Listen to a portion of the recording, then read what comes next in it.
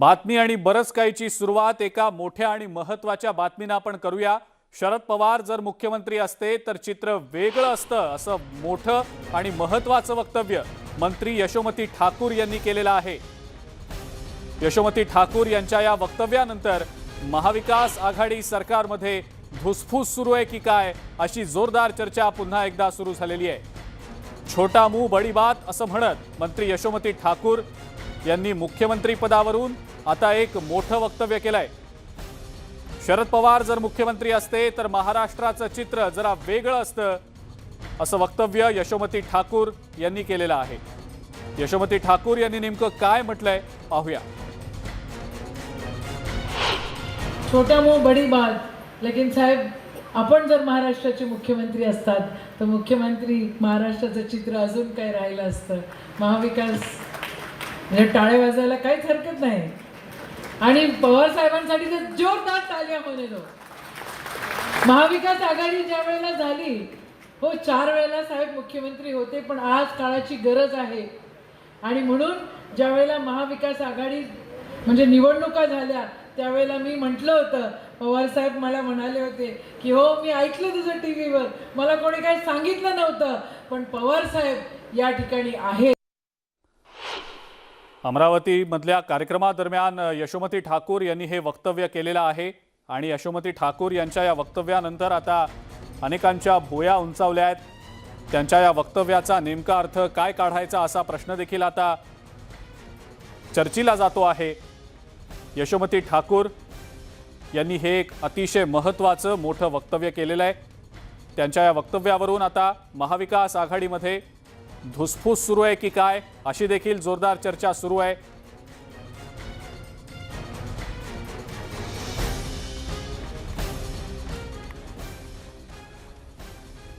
राष्ट्रवादी काँग्रेसचे अध्यक्ष शरद पवार यांच्या सिल्वर ओक या निवासस्थानी झालेल्या हल्ल्यानंतर राजकीय वातावरण चांगलंच तापलं आणि या हल्ल्यानंतर मुंबई पोलिसांसह गृहमंत्री दिलीप वळसे पाटील यांच्या कार्यपद्धतीवरच प्रश्नचिन्ह उपस्थित केलं जात आहे।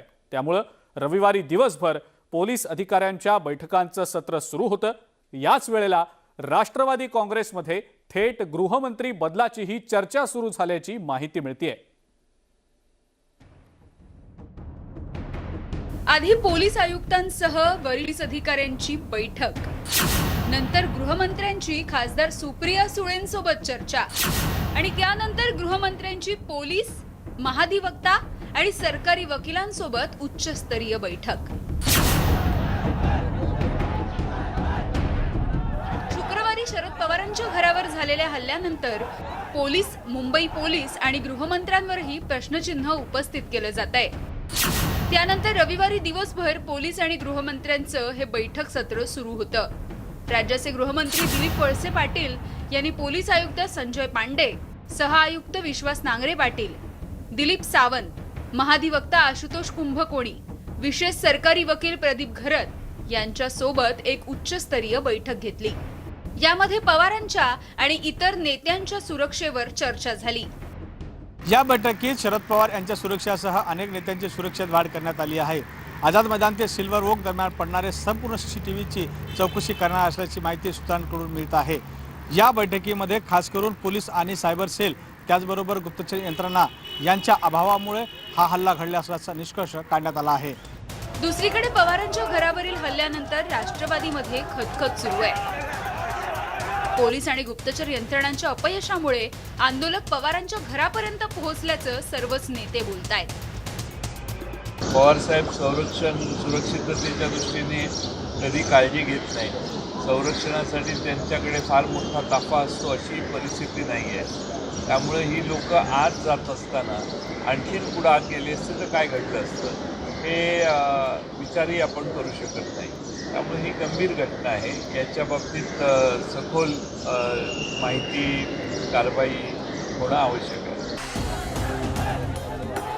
या हल्ल्यानंतर पोलीस अधिकारी हटवले गेले, पण आता गृहमंत्रीच हटवावेत अशी मोहीम राष्ट्रवादीमध्ये सुरू झाल्याचं दिसतंय। एवढंच नाही तर स्वतः शरद पवार दिलीप वळसे पाटलांना हटवण्याचा विचार घेत असल्याचीही माहिती मिळतेय। त्यामुळे राष्ट्रवादीकडून गृहमंत्री पदासाठी नव्या नावाचा शोध सुरू असल्याची चर्चा आहे। गृहमंत्री पदासाठी महाराष्ट्राचे राष्ट्रवादी काँग्रेसचे प्रदेशाध्यक्ष जयंत पाटील, राज्याचे गृहनिर्माण मंत्री जितेंद्र आव्हाड आणि राज्याचे आरोग्य मंत्री राजेश टोपे यांची नावं अग्रेसर आहेत। तर अजित पवारांना गृहमंत्रीपद देण्याचीही काही नेत्यांची मागणी आहे। पण शरद पवार यांच्या जवळचा आणि अजित पवार यांच्याशी समन्वय ठेवणाऱ्या नेत्यालाच गृहमंत्री पदाची जबाबदारी मिळण्याची शक्यता राष्ट्रवादीच्या गोटामधून व्यक्त होतीये। शरद पवार यांच्या घरावर हल्ल्यानंतर राज्यात लॉ अँड ऑर्डर नियंत्रण ठेवण्यासाठी आक्रमक गृहमंत्री असावा अशी चर्चा राष्ट्रवादी काँग्रेस पक्षात होत आहे। अजित पवार यांचं प्रामुख्याने नाव पुढे येत आहे, कारण अजित पवार हे आक्रमकतेने काम करतात आणि त्याचा फायदा राज्याला होईल असा दावाही राष्ट्रवादी काँग्रेस पक्षाकडून केला जात आहे। रविवारचा दिवस हा गृहमंत्री आणि मुंबई पोलिसांसाठी चांगलाच लगबगीचा ठरला। सुप्रिया सुळे सिल्वर ओक आंदोलनाच्या प्रत्यक्षदर्शी असल्यामुळे गृहमंत्र्यांनी स्वतः त्यांची भेट घेतल्यानंतर उच्चस्तरीय बैठकही घेतली। पवारांच्या घरावरील हल्ल्यानंतर पोलीस आणि गृहमंत्र्यांवरती टीका होतीये। त्यामुळे पोलिसांनी आता या प्रकरणामध्ये अटकेत असलेल्या गुणरत्न सदावर्तेंच्या विरोधात डिजिटल पुरावे शोधण्याचे प्रयत्न सुरू केल्याचं बघायला मिळतंय। सदावर्तेंना जामीन मिळू नये यासाठी सरकार प्रयत्नशील असल्याचं दिसतंय। तर त्याच वेळी दुसरीकडे मात्र राष्ट्रवादीमध्ये आता थेट गृहमंत्रीच बदलण्याची चर्चा सुरू आहे आणि यामुळे संपूर्ण प्रकरणामध्ये काय काय घडतं याकडे सर्वांचंच लक्ष लागलंय। विनोद राठोडसह bureau report, news 18 Lokmat, Mumbai. महाराष्ट्राच्या राजकारणात सत्ताधारी आणि विरोधक हा वाद तापलेला असताना, पेटलेला असतानाच आता गुणरत्न सदावर्ते हे नाव सुद्धा गाजू लागलेलं आहे। मराठा आरक्षणाला विरोध असो किंवा एसटी कर्मचाऱ्यांचं आंदोलन असो, ॲडव्होकेट सदावर्ते यांची चर्चा असतेच।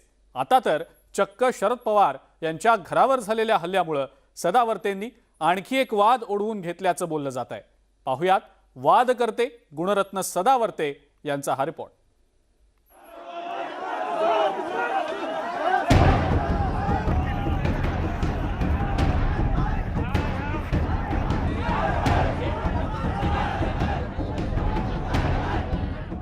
शरद पवार यांच्या घरासमोर धुडगूस घालणाऱ्या एसटी आंदोलकांना भडकवल्याप्रकरणी ॲडव्होकेट गुणरत्न सदावर्ते यांच्यावर आता जेलची हवा खाण्याची वेळ ओढवली आहे।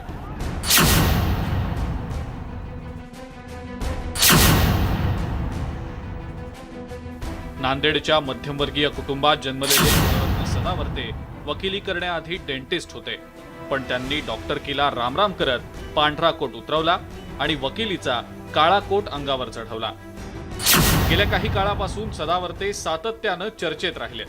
मराठा आरक्षणाच्या मुद्द्यापासून ॲडव्होकेट गुणरत्न सदावर्ते यांचं नाव महाराष्ट्रभर गाजू लागलं आणि त्यानंतर एसटी कर्मचाऱ्यांच्या आंदोलनात घेतलेल्या उडीमुळे तर ते थेट घराघरात पोहोचले।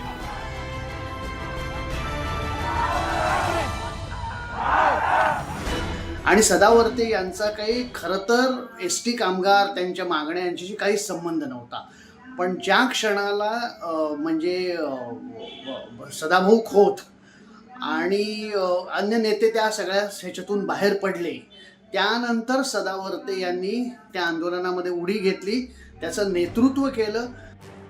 एसटी आंदोलनातून गोपीचंद पडळकर आणि सदाभाऊ खोत यांनी काढता पाय घेतल्यानंतर ॲडव्होकेट सदावर्ते यांनी हे आंदोलन आपल्या हाती घेतलं। सदावर्ते यांनी अनेक मोठमोठ्या केसेस याआधी लढवलेल्या आहेत।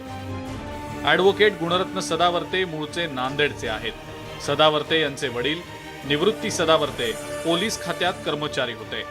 नांदेडमध्येच त्यांचं शालेय आणि महाविद्यालयीन शिक्षण झालं। त्यानंतर त्यांचं BDSचं वैद्यकीय शिक्षण, LLB आणि LLMचं शिक्षण मिलिंद कॉलेज औरंगाबादमध्ये झालं। विविध सामाजिक चळवळींमध्ये ते नेहमीच पुढे असायचे। पुढे सदावर्ते मुंबईत स्थायिक झाले आणि 2002 सालापासून वकिली करू लागले। त्यांनी भारतीय राज्यघटनेवर PhD केलेली आहे। मॅटच्या बार असोसिएशनचे ते 2दा अध्यक्ष राहिलेत। ते बार काउन्सिलच्या शिखर परिषदेवर देखील होते। मराठा आरक्षण असंवैधानिक असल्याची याचिका कोर्टात दाखल करणाऱ्या ॲडव्होकेट जयश्री पाटील या सदावर्ते यांच्या पत्नी आहेत। केवळ मराठा आरक्षणावरची याचिकाच नाही तर अंगणवाडी सेविकांमुळे मुलांच्या होणाऱ्या आबाळाची केस, ज्येष्ठ नागरिक कायदा लागू करण्याची केस, मॅटच्या माध्यमातून 4000 परिचारिकांना नोकरीत कायम करण्याची केस, हैदराबाद उच्च न्यायालयात रोहित वेमुला प्रकरणात चौकशीची मागणी करणारी याचिका, अशा अनेक केसेस सदावर्ते यांनी लढवलेल्या आहेत. मराठा आरक्षणाच्या सुनावणीनंतर गुणरत्न सदावर्तेंवर डिसेंबर 2018 मध्ये हल्ला देखील केला गेला होता. ॲडव्होकेट गुणरत्न सदावर्ते यांना नेहमी चर्चेत राहायला आवडतं की काय, आणि म्हणूनच ते प्रसिद्धीसाठी आंदोलनात सहभागी होतात, असाही आरोप त्यांच्यावर करण्यात आलाय. विलिनीकरणाच्या मागणीवरती ते ठाम राहून त्यांनी काही एका विशिष्ट अशा एसटी कामगारांच्या गटाला त्यांनी चिथावणी देण्याचाच प्रयत्न केला असं म्हटलं पाहिजे. आणि प्रसिद्धीच्या झोतात राहणं याचीच मला असं वाटतं त्यांना आवड दिसते अधिक. त्याच्यातूनच त्यांनी मला वाटतं हे सगळं केलेलं आहे, यात काही वादच नाही. अनेक नामांकित आंदोलनात आणि विवादित प्रकरणांमध्ये वकिली करणाऱ्या ॲडव्होकेट सदावर्तेंवर आता स्वतःचीच केस लढण्याची वेळ आली आहे. त्यामुळं कोर्टात आपली बाजू भक्कमपणे मांडण्यासाठी युक्तिवाद करणारे सदावर्ते आता पोलीस कोठडीतून बाहेर पडण्यासाठी कसा लढा देतात हे पाहणं महत्त्वाचं ठरणार आहे. Bureau report, news 18 Lokmat. कोरोनामुळे झालेल्या शैक्षणिक नुकसानातून विद्यार्थ्यांना सावरण्यासाठी सध्या सगळ्याच शाळांनी कंबर कसली आहे. गडचिरोलीमध्ये तर विद्यार्थ्यांच्या शैक्षणिक विकासाला हातभार लावण्यासाठी फुलोरा उपक्रम तयार करण्यात आलाय. तब्बल 600 शाळांमध्ये सुरू झालेल्या या फुलोरा उपक्रमाची दखल आता थेट पंतप्रधान कार्यालयानं सुद्धा घेतलेली आहे. पाहुयात याच संदर्भातला हा खास रिपोर्ट. राज्यातला सर्वाधिक मागासलेला जिल्हा अशी गडचिरोलीची ओळख. मूलभूत सोयीसुविधांपासून वंचित असलेल्या या जिल्ह्यात अनेक गावं अतिदुर्गम भागात आहेत.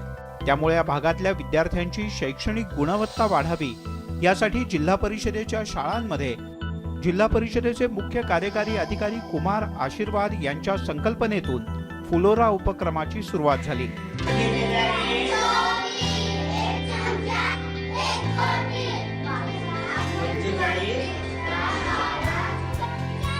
गडचिरोली जिल्ह्यात 50% शाळा आदिवासी बहुल भागात आहेत. काही विद्यार्थ्यांची मातृभाषा गोंडी, माडिया तेलुगू, बंगाली, छत्तीसगडी अशी आहे. या मुलांना शैक्षणिकदृष्ट्या आवश्यक मराठी भाषा समजत नाही. त्यामुळे खास करून अशा विद्यार्थ्यांकरता हा फुलोरा उपक्रम सुरू करण्यात आला. त्यांच्याच बोलीभाषेचा वापर करत शिक्षणाची गोडी निर्माण करणं, त्यांना प्रमाणित मराठी भाषा शिकवणं यासह गणिती प्रक्रिया सहज सोपी करण्यासाठी अधिकाधिक शैक्षणिक साहित्याचा वापर करणं या संकल्पना फुलोराच्या माध्यमातून राबवल्या जात आहेत. आमचे जे विद्यार्थी आहेत, खास करके क्लास 2, क्लास 3, क्लास 4, क्लास 5 चे विद्यार्थी आहेत, त्यांचे पायाभूत जे ज्ञान आहे ते थोडं कमजोर आहे. त्यांना मॅथ्समध्ये, मराठीमध्ये खूप प्रॉब्लेम येत होता आणि त्यांची गुणवत्ता वाढवण्यासाठी आम्ही हे प्रोग्राम फुलोरा उपक्रम सुरू केला होता. या शाळांमध्ये येणाऱ्या विद्यार्थ्यांची बोलीभाषा न नाकारता त्यांना प्रमाण भाषेकडे नेण्याच्या दृष्टीनं वेगवेगळ्या प्रत्यक्ष कृती केल्या जातात. जिल्हा परिषद शाळेतील मुलांना प्राथमिक शिक्षणाबरोबरच बालशिक्षण सुद्धा दिलं जातं. या शैक्षणिक प्रवासात सामाजिक भावनिक विकास, बोधात्मक विकास, बोलीभाषेचा विकास, साक्षरतेचा विकास यासह गणिताच्या संदर्भातले महत्त्वाचे टप्पे त्यांना शिकवले जातात. मला गणित हा विशेष मला खूप कठीण वाटायचा. आता आपल्याकडे फुलोरा उपक्रम हा वर्ग आलेला आहे. त्यासाठी आपल्याला आता गणित हा विशेष आपल्याला सोपा वाटायला लागला आहे. मी बेरीज करते. मला कठीण वाटते. आता फुलोरा उपक्रम चालू होण्याबद्दल मला सोपा वाटते. कुमार आशीर्वाद साहेबांनी जो हा उपक्रम आणलेला आहे त्याचा फार चांगला रिझल्ट मला माझ्या शाळेमध्ये दिसतो आहे. भाषेचा पहिला स्तर आहे की मुलांना अक्षर ओळख आहे का. मग त्या मुलाला अक्षर माहीतच नाही, अक्षर म्हणजे काय हेही माहीत नाही. मग त्याला धूळपाटी, त्याला शिक्षण देत आहो हे न सांगता त्याला खेळीमेळीच्या वातावरणातून, आनंदमय वातावरणातून त्यांना कसं शिकता येईल हे धूळपाटी आहे, चित्र आहे, ही आहे. मुलगा हा शाळेत जेव्हा येतो तर तो अनेक गोष्टींचं ज्ञान घेऊन येतो, पण त्याला शिक्षण म्हणतात हे फक्त त्याला माहीत नसतं. 2020 पासून गडचिरोली जिल्ह्यात फुलोरा हा उपक्रम पहिल्या टप्प्यात 336 शाळांमध्ये सुरू करण्यात आला. दुसऱ्या टप्प्यात आणखीन 343 शाळा त्याला जोडण्यात आल्या. सध्या 697 शाळांमध्ये हा उपक्रम सुरू आहे. जून 2022 पर्यंत 1000 शाळांमध्ये फुलोरा उपक्रम राबवला जाणार आहे. गुणवत्ता कशी आहे तुमची, तर ही तपासण्यात आली. तेव्हा जेव्हा मी तपासली त्यावेळेस मुलांना साध्या अक्षर ओळख नव्हतं, संख्या ओळख नव्हती. मग त्यांचं आपल्याला भाषेचा विषय कसं आपल्याला करता येईल, गणितांच्या क्रिया जर करायचं असेल तर कसं करता येईल, तर या पद्धतीने शिक्षक स्वतः सांगायला लागले. त्याच्यानुसार मग आमचा या ठिकाणी फुलोरा जो प्रोग्राम आहे हा प्रोग्राम डिझाईन व्हायला सुरुवात झालेली होती आणि त्याच्यानुसार तो तयार केला गेला. गडचिरोली जिल्हा परिषदेच्या फुलोरा उपक्रमाची दखल पंतप्रधान कार्यालयानं सुद्धा घेतली. अलीकडेच दिल्लीहून आलेल्या वरिष्ठ अधिकाऱ्यांच्या पथकानं दिभना, घोडेझरी, साखरा या 3 शाळांना भेटी दिल्या. विद्यार्थ्यांची शैक्षणिक गुणवत्ता उंचावल्याचं त्यांच्या निदर्शनास आलं. गडचिरोली जिल्ह्याची ओळख मागास जिल्हा अशी असली तरी जिल्ह्यामध्ये राबवण्यात येणारा फुलोरा उपक्रम आता देशाच्या पातळीवर एक आदर्श ठरण्याची शक्यता आहे. महेश तिवारी, न्यूज 18 लोकमत, गडचिरोली. मिमिक्री ही कला सर्वांच्याच परिचयाची आहे. अनेक कलाकारांचे आवाज काही मिमिक्री कलाकार काढत असतात. पण आज आपण एक असा अवलिया पाहणार आहोत जो कलाकारांचेच नव्हे तर वेगवेगळ्या पशुपक्ष्यांचे अतिशय हुबेहूब असे आवाज काढतो. पाहुयात याच संदर्भातला हा खास रिपोर्ट.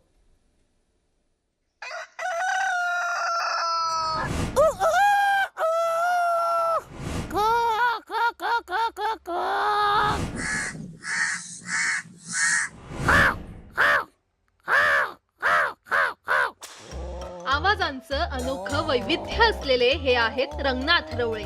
71 वर्षांच्या रंगनाथ रवळे यांनी त्यांची ही कला अनेक वर्षांपासून जोपासलेली आहे.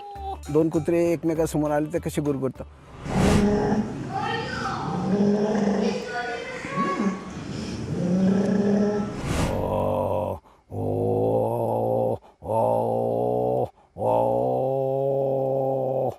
त्याच्यानंतर कुत्र्याचं भुंकणं,